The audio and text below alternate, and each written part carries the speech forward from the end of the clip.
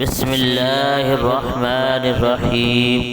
تمام تعریفیں اس کریم رب کی جو تمام جہانوں کا خالق اور مالک ہے، جس نے انسان کو بے شمار نعمتوں سے نوازا ہے۔ اگر انسان اس کی نعمتوں کو شمار کرنا چاہے تو وہ شمار نہیں کر سکے گا۔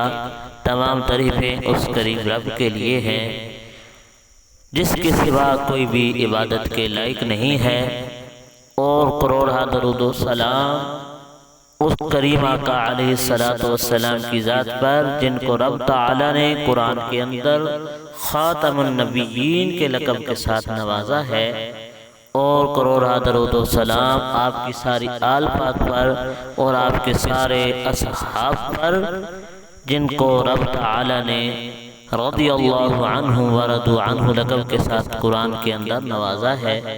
السلام علیکم ورحمۃ اللہ وبرکاتہ۔ محمد طلحہ آفیشل کے پیارے پیارے بھائیوں اور بہنوں، ہم امید کرتے ہیں آپ حضرات خیریت کے ساتھ ہوں گے۔ اللہ پاک آپ کو خیر و عافیت کے ساتھ رکھے، آپ کو دین دنیا کی بھلائیاں عطا فرمائے، اپنی ذات کے علاوہ آپ کو کسی کا محتاج نہ فرمائے۔ اللہ پاک ہمیں اپنے پیارے حبیب علیہ الصلوۃ والسلام کے بتائے ہوئے نقش قدم پر چلنے کی توفیق عطا فرمائے۔ پیارے پیارے بھائیوں اور بہنوں، جس موضوع پہ آج ہم بات کرنا چاہتے ہیں وہ بہت ہی پیارا موضوع ہے کہ اللہ کے نیک بندوں کا امتحان لینا۔ اللہ کے نیک بندوں کا امتحان لینا بہت ہی پیارا موضوع ہے۔ انشاءاللہ سن کر آپ کا ایمان تازہ ہو جائے گا۔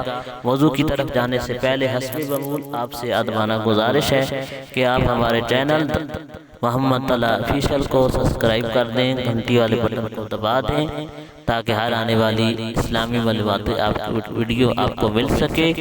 اپنی رائے کا اظہار کمنٹ سیکشن کے اندر ضرور فرمائیں، جزاک اللہ۔ پیارے پیارے بھائیوں اور بہنوں، ایک بادشاہ کے بارے میں آتا ہے کہ وہ بادشاہ اللہ کے نیک بندوں کا امتحان لیا کرتا تھا۔ تو ایک مرتبہ اس نے اللہ کے ولی، اللہ کے چاہنے والے، اللہ سے محبت کرنے والے کچھ لوگوں کو دعوت میں بلایا، اور دعوت اس نے پکائی۔ اس نے کچھ حرام کھانے پکوائے اور کچھ حلال کھانے پکوائے۔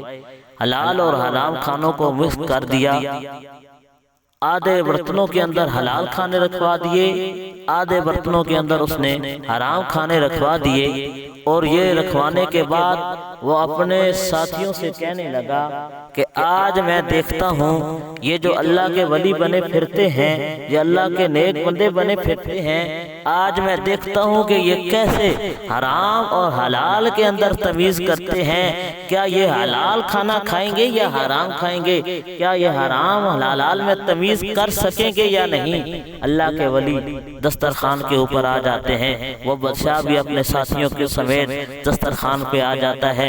جب بیٹھتے ہیں تو اللہ کا ایک بندہ، اللہ کا ایک چاہنے والا، اللہ کا ایک نیک بندہ، اللہ سے محبت کرنے والا کھڑا ہو جاتا ہے۔ کھڑا ہو کر اپنے ساتھیوں سے کہنے لگتا ہے کہ آج میں آپ کی خدمت کروں گا، میں آپ کو کھانا کھلاؤں گا، میں آپ کو بھی کھانا کھلاؤں گا، اور بادشاہ احمد کو اور بادشاہ کے ساتھیوں کو بھی آج میں کھانا کھلاؤں گا، میں آج آپ لوگوں کی سب کی خدمت کروں گا۔